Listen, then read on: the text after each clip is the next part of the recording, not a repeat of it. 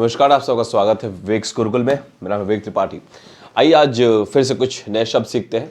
आपके आसपास किन लोगों को क्या पुकारते हैं उनके बारे में हम लोग पढ़ाई करने वाले हैं। ठीक है, बहुत आसान है। जैसे मैंने लास्ट टाइम भी कहा था कि शब्दों का खेल है सारा, तो आज शब्दों का खेल ही खेलने वाले हैं।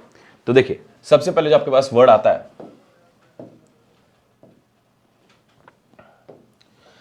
वो है, देखिए, बायो, है ना। ये शब्द आप बहुत पढ़ते हो, बायो। तो सर बायो का मतलब क्या होता है? इसका मतलब होता है सर जीव।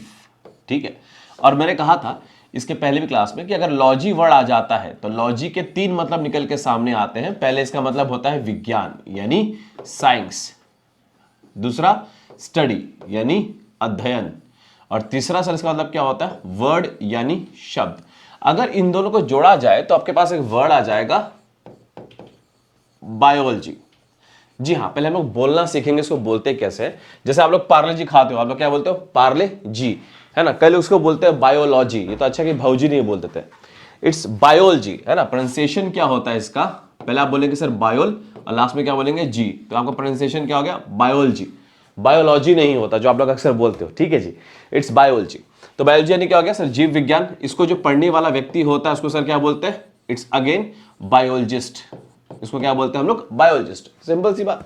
अच्छा, आगे चलिए। अब आगे हम बात अगर करें तो हमारे पास एक वर्ड आता है जू। तो सर जो वर्ड आप देख रहे हो जू, तो इसका मतलब सर क्या होता है? एनिमल। जो जू वर्ड आप देख रहे हो सर, इसको हम लोग क्या बोलते हैं? एनिमल। तो सर यहीं से आपके पास वर्ड आ गया। दोनों को कंबाइन किया जाए तो आपके पास सर वर्ड आ जाएगा जूलॉजी। वर्ड आएगा मेरे पास जूलॉजी, और जो व्यक्ति इसको पढ़ाता है उसको या पढ़ता है उसको कहते हैं हम लोग सर जूलॉजिस्ट। क्या बोलते हैं उसको? जूलॉजिस्ट। आसान चीजें हैं, बहुत ही आसान चीजें हैं, टेंशन लेने की जरूरत नहीं। और ऐसे हम लोग बिल्डअप करेंगे, जो हम लोग अभी पढ़ रहे हैं इसी में लोग बिल्डअप करना शुरू करेंगे। जूलॉजिस्ट के बाद अब देखिए एक वर्ड और सीखे नया। इसको हम लोग कहते हैं एंथ्रोपोज। इसको कहते हैं हम लोग एंथ्रोपोज।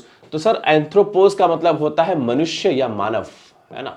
इसका मतलब सर क्या होता है यहाँ पे? मनुष्य। अब जो मनुष्य हम बने हैं, जो मतलब एक ह्यूमन बना है, ये एक सिंगल सेल बैक्टीरिया से बनाते हैं, यानी हमारा सालों साल लगे इस रूप को पाने में। इसे कहा जाता है कि मानव जीवन बहुत ही कीमती होता है। ठीक है, तो सर यहां से वर्ड आ जाता है आपके पास, दैट इज एंथ्रोपोलॉजी। आपके पास यहाँ पे वर्ड आता है एंथ्रोपोलॉजी। याद रखिएगा, एंथ्रोपोलॉजी मत बोल दीजिएगा इसको, एंथ्रोपोलॉजी। ठीक है, ये क्या होता है? ये क्या स्टडी करता है? ये मैनकाइंड यानी हम लोग कैसे मानव बने उसके बारे में जो पढ़ाई होती है सर, उसको क्या बोलते हैं? एंथ्रोपोलॉजी। और या तो उसको आप कह सकते हो it is all about human evolution, कि हम लोग मानव कैसे बने उसके बारे में जो स्टडी होती है उसको कहते हैं सर हम लोग ह्यूमन एवोल्यूशन। ठीक है सर। अब इसको जो पढ़ने वाला व्यक्ति होगा, बहुत आसान, लास्ट में आईएसटी लग जाएगा तो क्या बन जाएगा सर? यहां से वर्ड बन जाएगा आपके पास एंथ्रोपोलॉजिस्ट। इसको क्या बोलते हैं हम लोग? एंथ्रोपोलॉजिस्ट। तो जो मानव के बारे में पढ़ता है, ह्यूमन एवोल्यूशन के बारे में पढ़ता है, उसको कहा जाता है एंथ्रोपोलॉजिस्ट। ठीक है सरकार, आगे बढ़ते हैं। सेम तरीके से अगर आज हम बात करें नेक्स्ट, मेरे पास वर्ड आता है ऑप्थेल्मोस। क्या वर्ड आता है आपके पास? ऑप्थेल्मोस। तो सर जो ये ऑप्थेल्मोस होता है इसका मतलब सर होता है आई, यानी आंखें। तो सर यहीं से आपके पास वर्ड बन गया, दैट इज ऑप्थेल्मोलॉजी, है ना। ऑप्थेल्मोलॉजी, ऑप्थेल्मोलॉजी मतलब आंखों के बारे में स्टडी, यानी नेत्र रोग विभाग। अगर हिंदी में पढ़ना चाहें इसको हिंदी में क्या कहेंगे सर? इसको कहेंगे नेत्र रोग विभाग, है ना। अगर आप अस्पताल में जाते हैं, बड़े अस्पताल में जैसे पीजीआई वगैरह में, एम्स में, तो वहां पे ऑप्थेल्मोलॉजी आपने देखा होगा, यानी क्या? नेत्र चिकित्सा जहां पे हो जाती है, की जाती है, आंखों का जो इलाज किया जाता है, that is called as ophthalmology. और इसका जो एक्सपर्ट होगा ना उसको कहा जाता है ऑप्थेल्मोलॉजिस्ट। इसका जो एक्सपर्ट होगा उसको हम लोग क्या कहते हैं? उसको कहा जाता है ऑप्थेल्मोलॉजिस्ट। ठीक है जी। अब सर इसके बाद क्या होता है? आपके पास एक वर्ड और आता है, उसको कहते हैं सर हम लोग मेट्रॉन, है ना। वर्ड आता है मेट्रॉन। ये एम है मेरा, है ना, थोड़ा सा फॉन्ट अलग है बट है एम। तो मेट्रॉन का मतलब सर क्या होता है? इसका मतलब होता है टू मेजर यानी नापना, टू मेजर यानी नापना। अब इसके साथ मैंने कहा था कि ऑप्थेल्मोस का मतलब आई होता है, और ऑप्टिकोस एक वर्ड आता है आपका, उसका मतलब भी सर क्या होता है? आईज होता है। ऑप्टिकोस भी एक रूट वर्ड है। ये सारे जो मैं रूट वर्ड बोलता हूं ना, ये सारे लैटिन भाषा या ग्रीक भाषा से लिए गए हैं, क्योंकि मैंने कहा था कि जो लैटिन भाषा है वही इंग्लिश ग्रामर की और इंग्लिश वोकैबुलरी की जननी है। ठीक है, तो ये शब्द वहीं से आते हैं। ठीक है सरकार। तो अब मैंने वर्ड यूज किया मेट्रॉन। मैंने कहा मेट्रॉन का मतलब क्या होता है सरकार? To major. तो सर यहां से आपके पास एक वर्ड बन जाएगा, दैट इज ऑप्टोमेट्री। वर्ड बन गया सर आपके पास ऑप्टोमेट्री। तो सर ऑप्टोमेट्री क्या होता है? To measure vision. ये क्या होता है सर? To measure vision. जो आंखों के विजन को नापता हो सर उसको क्या कहते हैं हम लोग, ऑप्टोमेट्री बोलते हैं। और जो काम ऐसा करता है गाइज उसको कहा जाता है ऑप्टोमेट्रिस्ट। जो ऐसे काम करता है उसको क्या कहते हैं सर, उसको कहा जाता है ऑप्टोमेट्रिस्ट। याद रखिएगा मैंने कहा था कि लास्ट में अगर कभी भी आईएसटी आता है किसी भी चीज के एंड में तो सर उसको क्या कहा जाता है, उसको कहा जाता है एक्सपर्ट, कि वो एक पर्टिकुलर चीज का सर क्या है, एक्सपर्ट है। ठीक है जी। देखिए आंखों की जो नजर कमजोर होती है ना, खास करके मोबाइल का स्क्रीन चलाने से, है ना, बहुत देर तक अगर स्क्रीन आप देख रहे हो, या छोटे बच्चों को दे दिया जाता है ना कि लो बेटा खाना खा लो, तो राजा बेटा फोन देखते खाना खा रहा है ना। हम लोग थे 2 थप्पड़ खिला मारते, मम्मी बिठा के खिलाती थी, ठीक है, और राजा बेटा को फोन देके खिलाया जा रहा। और इसी से बच्चों की नजर कमजोर होती है, उनकी थिंकिंग पावर पे भी असर पड़ता है। बहुत सारे विशेषज्ञ ये बात कहते हैं कि बच्चों को, बहुत छोटे बच्चों को बहुत ज्यादा समय तक फोन न दिया जाए। एक तो नजर ऐसे कमजोर होती है, और एक किसी को ताड़ने से, है ना, बहुत देर ताड़ रहे हो, खास करके जो ये अंकल लोग होते हैं ना, ये ज्यादा ताड़ते हैं, है ना। और किसकी बेटी है ये, पता नहीं किसकी बेटी है, देखो तो ताड़ते हैं, आंखों से घर तक छोड़ के आते हैं भाई साहब, ठीक है, तब भी नजर कमजोर होती है, ठीक है, ऑप्टोमेट्रिस्ट हो जाता है। ठीक है सरकार। अब सर इसने तो आपको आंखों का विजन मेजर करके दे दिया कि भाई आपका आंखों का विजन जो है ये है, अब आपको लेंस बनवाना है। तो अगेन आपने स्कूल टाइम में एक चैप्टर पढ़ा होगा सर, ऑप्टिक्स। तो जो आप ऑप्टिक्स की बात करते हैं तो ऑप्टिक्स सर आपका क्या होता है, लेंस होता है। और मैंने कहा था अगर लास्ट में किसी भी वर्ड के एंड में हम ICIAN जोड़ देते हैं तो क्या होता है, एक्सपर्ट होता है। तो सर यहीं से एक वर्ड बन जाता है ऑप्टिशियन। यहां से क्या वर्ड बनता है सर आपका, ऑप्टिशियन। तो सर ये क्या होता है, एक्सपर्ट होता है किसका, लेंस बनाने का। तो आपका जो चश्मे वगैरह बनाता है ना, वो कौन बनाता है, ऑप्टिशियन। आपका जो नजर नापता है कौन नापता है, ऑप्टोमेट्रिस्ट। और आपको जो आंखों की सर्जरी वगैरह या इलाज करता है वो कौन करता है, ऑप्थेल्मोलॉजिस्ट करता है। ठीक है, आगे बात करें, चलिए। तो अब सर इसके बाद हम आगे बढ़ते हैं। अब मैंने कहा था सर यहां पे पास वर्ड आता है डर्मा, अपने पास एक वर्ड आ गया डर्मा।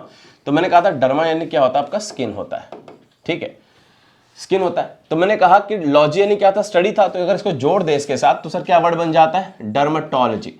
तो डर्माटोलॉजी क्या होता है, डर्माटोलॉजी यानी क्या, चर्म रोग विभाग। क्या होता है सर ये, चर्म रोग विभाग, यानी स्किन एलिमेंट्स को, स्किन के प्रॉब्लम को जो देखता है उसको बोलते हैं डर्माटोलॉजी। इसका जो एक्सपर्ट होता है सर उसको क्या बोलते हैं हम लोग, डर्माटोलॉजिस्ट बोलते हैं। इसका जो एक्सपर्ट होता है उसको कहा जाता है डर्माटोलॉजिस्ट। ठीक है। अब सर यहाँ पे दिक्कत ये होती है, देखिए सर्दियों का मौसम है और कई लोग ऐसे हैं जो हफ्ते हफ्ते नहीं नहाते, डीओ पे काम चलाते हैं। मैं बता रहा हूँ ये जो गोरे लोग हैं ना सर, ये सर्दियों का बहुत फायदा होता है। ये तो गोरे हैं, इन पे फर्क पड़ता है, वैसे फेस वॉश किया सारा काम हो गया। हम जो सारे लोग हैं, हम लोग पानी गर्म करें, फिर पानी मिक्स करें, गर्म ठंडा बैलेंस करें, फिर नहाए, उसके बाद भी जाके लोग बोलते हैं आज नहाया नहीं ना, यहाँ लगती है बात यहाँ पे। ठीक है, ये गोरे लोग तो खाली फ्रेश होकर डीओ मार के, ये तू सुबह नहा लेता है बस, इनको अगर चेक करना ना गोरे लोगों को, सर्दी में नहाते नहीं, कान के पीछे चेक कर, कान के पीछे मैल रहेगा, इनके ट्रिक है ये, निंजा टेक्निक। ठीक है, तो वापस आते हैं, जो लोग नहाते नहीं है सर उनको क्या होगा, स्किन इन्फ्लेमेशन होगा, यानी स्किन की दिक्कत होगी। तो करना क्या है, अगर किसी भी बॉडी पार्ट, यानी मान लीजिए, यानी मैंने यहाँ पर रूट सिस्टम में क्या किया, किसी भी बॉडी पार्ट का नाम लिखा, मैंने किसी भी बॉडी पार्ट का नाम लिखा और सर लास्ट में क्या लगा दिया, यहाँ पे ITIS लगा दिया है। क्या लगा दिया है, ITIS। तो सर यहाँ से वर्ड बन जाता है आपका डर्माटाइटिस। क्या वर्ड बनता है सर यहाँ पे, डर्माटाइटिस। तो सर ये जो डर्माटाइटिस है ना, इसका मतलब क्या होता है, स्किन इन्फ्लेमेशन। क्या होता है, स्किन इन्फ्लेमेशन, स्किन इन्फ्लेमेशन। अब सर स्किन इन्फ्लेमेशन क्या होता है, कि इन्फ्लेमेशन का मतलब अगर आप हिंदी में जानना चाहें तो उसको कहा जाता है जलन।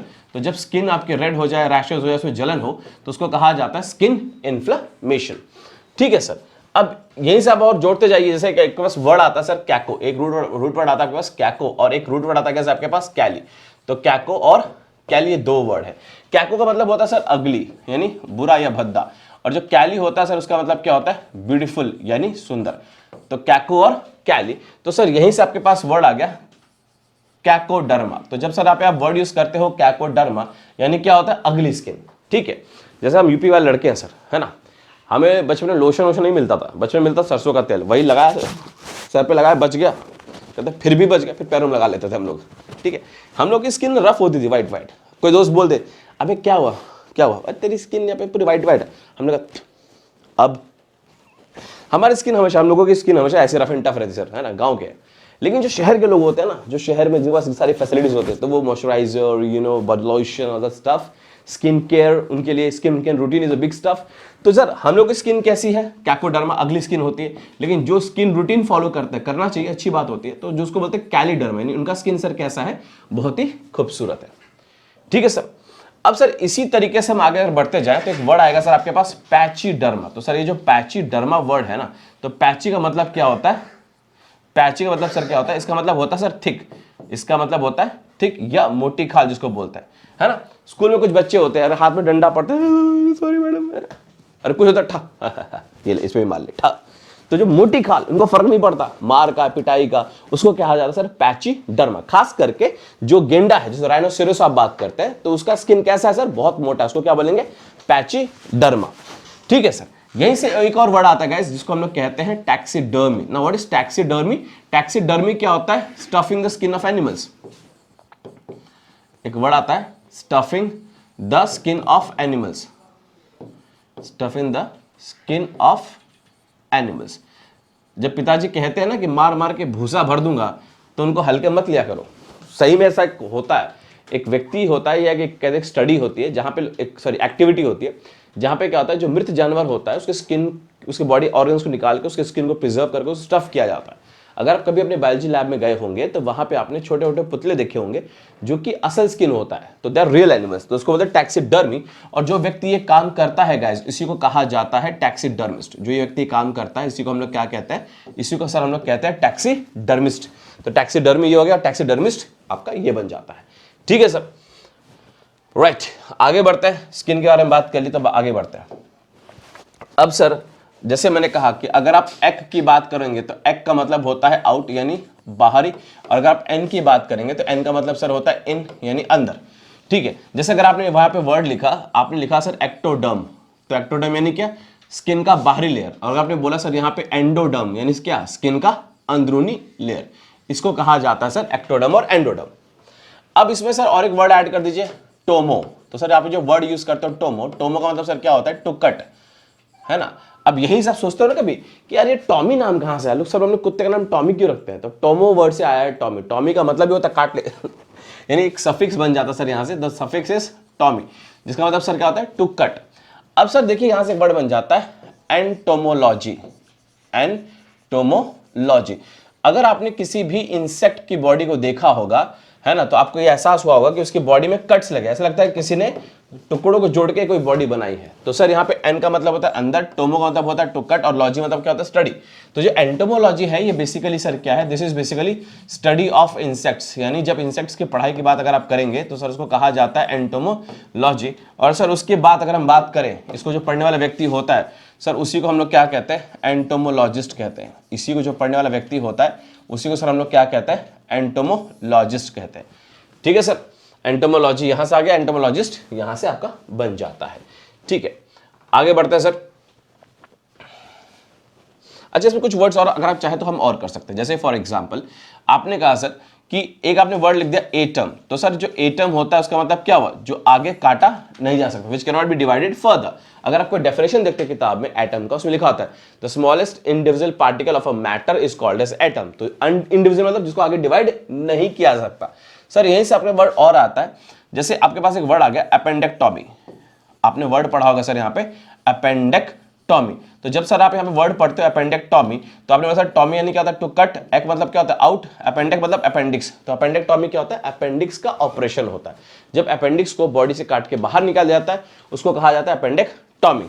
ठीक है, अब सर उसी तरीके से वर्ड आता है आपके पास मैस्टेक्टॉमी। तो आप जब बोलते हो सर यहाँ पे मैस्टेक्टॉमी, तो मैस्टेक्टॉमी क्या होता है सर? जब एक मतलब आउट, टॉमी मतलब काट के बाहर निकालना है। मैस्ट मतलब होता है आपका ब्रेस्ट या चेस्ट। जो व्यक्ति चेस्ट या ब्रेस्ट कैंसर से ग्रसित होता है उसका जब चेस्ट या ब्रेस्ट बॉडी से काट के निकाल जाता है उसको बोला जाता है सर मैस्टेक्टॉमी। और सर यहीं से वर्ड है आपके पास प्रोस्टेक्टॉमी। प्रोस्टेक्टोटॉमी। प्रोस्टेक्टोटॉमी क्या होता है सर? आपके जो प्रोस्टेट ग्लैंड्स होते हैं, ये मेल ग्लैंड्स होते हैं, है ना, पुरुषों में पाए जाते हैं, तब उनको जब काट के बाहर निकाल जाता है ड्यू टू कैंसर और सम अदर रीजन, तो उसको कहते हैं लोग प्रोस्टेक्टोटॉमी। ठीक है, ये सर आपकी बातें हो गई। अब आगे चलते हैं। अब सर थोड़ा सा बात करते हैं अपने बारे में। तो एक वर्ड आता है सर आपके पास ईगो। बोलता है बड़ा ईगो है मुझ में, यानी आई। ईगो मतलब क्या होता है सर? आई। यानी हिंदी में इसको आप क्या कहते हैं? मैं, है ना। राउंड क्यों मारा गया? अपने मैं की वजह से। तो ईगो का मतलब सर यहाँ पे क्या होता है? आई होता है। ठीक है, अब थोड़ा बहुत हर व्यक्ति अपने बारे में सोचता ही है ना, कि मैं अपने बारे में ना, मुझे क्या, मैं कौन, मुझे क्या लाभ। तो जो व्यक्ति ऐसा होता है उसको कहते हैं सर ईगोइस्ट, है ना। उसको क्या बोलते हैं? ईगोइस्ट। जो अपने बारे में सोचता है हमेशा कि भाई मुझे कैसे लाभ, मैं कैसे आगे बढ़ूं, मैं क्या करूं, that is called as egoist. और जो अपने बारे में हमेशा बात करता है ना, कि भैया मैं ही हूं तूफान, है ना, मैंने किया जिंदगी में सारा काम, तो उसको क्या बोलते हैं, ईगोटिस्ट बोलते हैं, है ना। तो ईगोटिस्ट क्या करता है, हमेशा अपने बारे में बात करता है, हर कोई अपने बारे में हाँकता है इस दुनिया में, है ना। याद रखिएगा, जो व्यक्ति बहुत ज्यादा अपने बारे में हाँकता हो ना कि भाई मैंने ये कर दिया, मैंने वो कर दिया, उससे दूर हो जाओ, क्योंकि वो व्यक्ति ने कुछ काम का नहीं है, वो अपने ही सेल्फ लव में, सेल्फ ऑब्जेशन में पागल हुआ पड़ा है, ठीक है। ऐसे व्यक्ति से दूर रहना ज्यादा अच्छा होता है, that is called as egotist. अब सर अगर ये थोड़ा सा मतलबी हो जाए, यानी अपने बारे में सोचना शुरू कर दे, मुझे क्या फायदा, मुझे क्या लाभ, तो ईगो सेंट्रिक बन जाता है। क्या बनता है सर, ईगो सेंट्रिक। आपने एक वर्ड सुना होगा सर, यहाँ पे वर्ड आता है सेंटर, तो सेंटर का मतलब होता है मध्य, ठीक है। तो अगर मान लीजिए मैंने साथ ईगो वर्ड लगाया तो क्या वर्ड बन गया सर, ईगो सेंट्रिक, जो अपने आप को हर चीज का मध्य समझता है कि दुनिया जो है वो तो मेरे इर्द गिर्द ही घूमती है, ठीक है। अब इसी सेंटर के साथ अगर मैं सर यहाँ पे एक वर्ड ऐड कर दूं एक, है ना, तो मुझे एक वर्ड मिल जाएगा दैट इज एक्सेंट्रिक। क्या बन जाएगा सर, वर्ड मिल जाएगा एक्सेंट्रिक। तो सर ये एक्सेंट्रिक क्या होता है, दिस इज बेसिकली एबनॉर्मल। ये क्या होता है, एबनॉर्मल चीजें होती है। एक्सेंट्रिक मतलब जो चीज एबनॉर्मल हो जाए। तो ईगोसेंट्रिक कोई सही चीज तो होती नहीं है ना। अगर कोई व्यक्ति हमेशा अपने बारे में ही सोच रहा है, अपने बारे में डिंग हाँक रहा है, तो व्यक्ति क्या हो गया सर, आपका ईगोसेंट्रिक हो गया, ठीक है सर। आगे बात करते हैं। अब सर मेनिया एक वर्ड आता है आपके पास, क्या वर्ड है सर आपके पास, मेनिया। मेनिया यानी सनक। इंडिया में क्या है कि फुटबॉल का अगर सीजन चल रहा है ना, फीफा वगैरह, तो हर बंदा मेट्रो वगैरह में आपको फीफा का ज्ञान, फुटबॉल का ज्ञान देने बैठेगा। अरे हम फाबे तो मैं जानता हूँ वो इस टीम से खेलता है, उस टीम से खेलता है, बस ज्ञान दिखाने का मैं तो कितना बड़ा फैन हूँ फुटबॉल का। अगर इतने बड़े फैन होते तो इंडियन फुटबॉल टीम की हालत तो नहीं होती ना। जब क्रिकेट चलेगा तो क्रिकेट के फैन बन जाएंगे, जब विंबलडन आएगा तो टेनिस के प्रेमी बन जाते हैं। मौसम तरह बदलते हैं लोग अपनी हॉबीज यहाँ पे, ठीक है। सर उसको क्या बोलते हैं, मेनिया, यानी जब किसी चीज का बुखार चढ़ा हो, सनक चढ़ी हो, तो मेनिया सर यहाँ पे इसको क्या कहते हैं, मेनिया मीन्स सनक।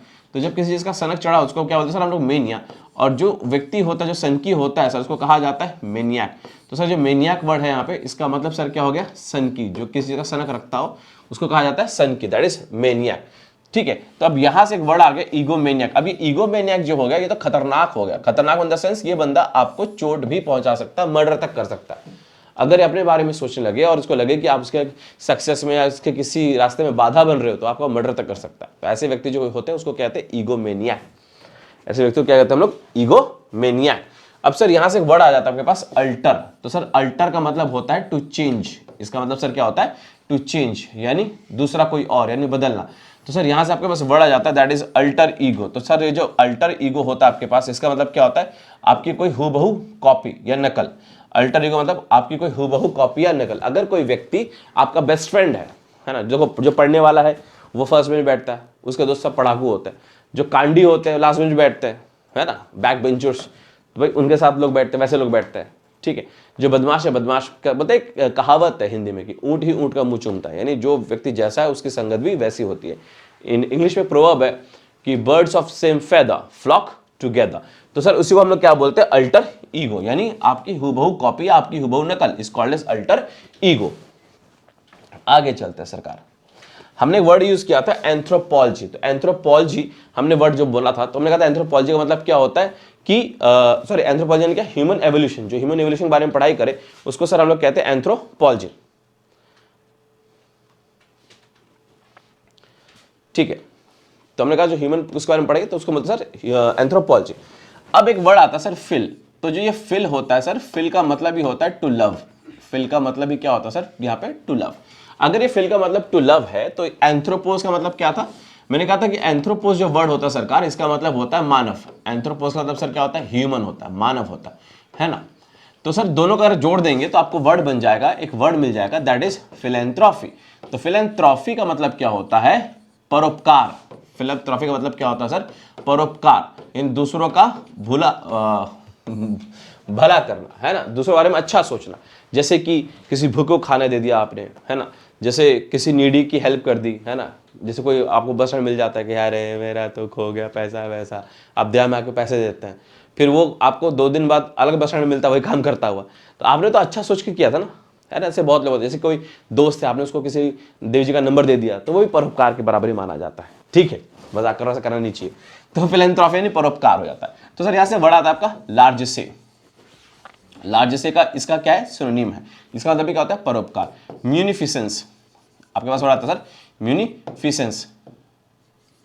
म्यूनिफिसेंस भी क्या सर, परोपकार होता है, ठीक है। और आप इसको कह सकते हैं मैग्नानिमिटी, तो जो मैग्नानिमिटी भी होता है सर वो भी क्या है, परोपकार ही होता है, इसको भी आप परोपकार ही कहेंगे, ठीक है। उसी तरीके से आपने बोला अल्ट्रुइज्म, तो जो अल्ट्रुइज्म आपने वर्ड यूज किया है, तो अल्ट्रुइज्म भी क्या होता है, ये भी परोपकार होता है। और एक वर्ड आता है सर बिनाइनिटी, एक वर्ड आता है आपके पास बिनाइनिटी, तो सर जो बिनाइनिटी है ये भी आपका क्या होता है सर, परोपकारी होता है। तो जब भी आप फिलैंथ्रोपी की बात करते हैं, यानी मानवता से प्रेम करने वाला व्यक्ति, जो व्यक्ति मानवता से प्रेम करेगा उसको मानवता के प्रति प्रेम को कहा जाता है फिलैंथ्रोपी, और ऐसे व्यक्ति को क्या कहते हैं, such a kind of person is called as philanthropist. याद रखिएगा।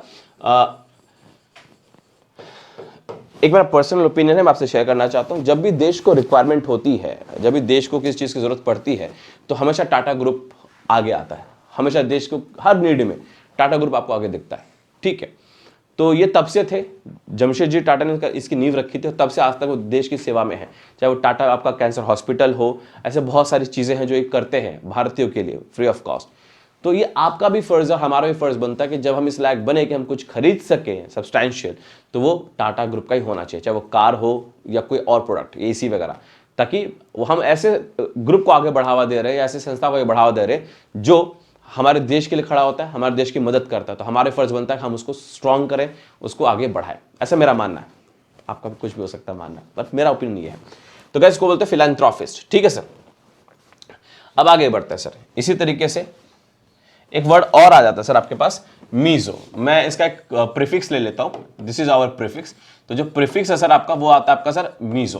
तो जब आप प्रीफिक्स की बात करते हैं मीजो, सर इसका मतलब क्या होता है, टू हेट, यानी किसी से नफरत करना, टू हेट।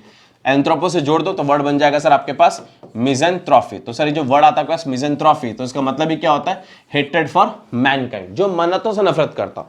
सर जो बॉम्बार्डिंग कर सकता है, जो मिसाइल दाग सकता है और इनोसेंट लोगों को मार सकता है, तो उसके अंदर मिज़ेंथ्रोपी तो होगी। तो मिज़ेंथ्रोपी यानी हेटेड फॉर मैनकाइंड, और ऐसा व्यक्ति जो मानवता से नफरत करता होगा सर उसको कहा जाएगा मिज़ेंथ्रोपिस्ट। उसको क्या कहेंगे सर हम लोग, मिज़ेंथ्रोपिस्ट, ठीक है।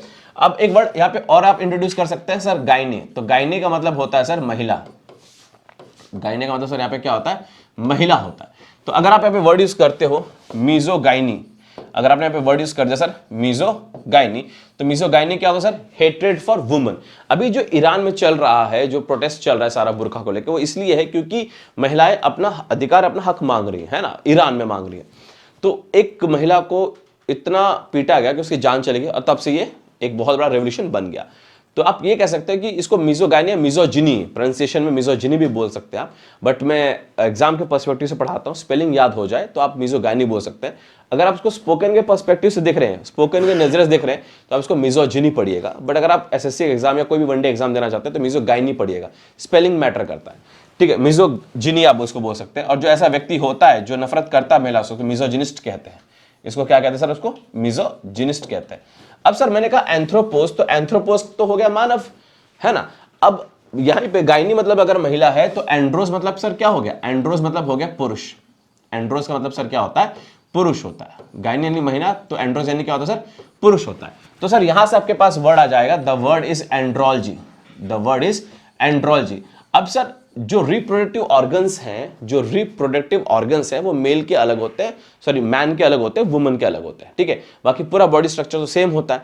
तो एंड्रोलॉजी क्या हो गया, जो मेल रिप्रोडक्टिव ऑर्गन्स का विभाग होता है उसको बोलते हैं एंड्रोलॉजी, यानी जो पुरुष रोग विभाग होगा एंड्रोलॉजी, और जो इसका एक्सपर्ट डॉक्टर होगा, डील करने वाला, उसको कहा जाएगा एंड्रोलॉजिस्ट। सेम उसी तरीके से अगर मैं यहाँ पे वर्ड यूज करता हूं सर गायनेकोलॉजी, तो सर गायनेकोलॉजी क्या होगा, महिला रोग विशेषज्ञ, स्त्री रोग विशेषज्ञ, गायनेकोलॉजी।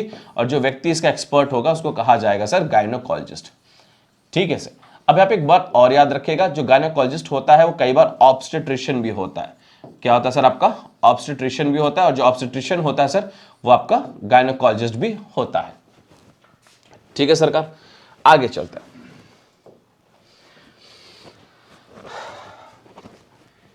तो सर करना क्या है आप लोगों को, अगर आप सीरियस इसमें पढ़ने में इंटरेस्टेड है तो टेलीग्राम पे जाइए। अगर आप स्पोकन इंग्लिश सीखना चाहते हैं, अगर आप शब्दों का यूज सीखना चाहते हैं, स्पोकन इंग्लिश सीखना चाहते हैं, या किसी एग्जाम के लिए प्रिपेयर करना चाहते हैं, टेलीग्राम पे जाइए। और वहां पे सर आपको मिलेगा विवेक त्रिपाठी ऑफिशियल चैनल, मिलेगा आपको विवेक त्रिपाठी ऑफिशियल, ठीक है सरकार। इस चैनल से जुड़ जाइए, ठीक है। और यहीं पे आपको सारा कंटेंट है ना, यहाँ आपको सारा पीडीएफ मिल जाएगा। अगर आप प्रैक्टिस करना चाहते हैं तो सारा पीडीएफ आपको यहीं पे मिल जाएगा। प्लीज लाइक और शेयर करना मत भूलिएगा, सब्सक्राइब करना मत भूलिएगा। Thank you so much for watching. God bless you all. Her her Mahadev.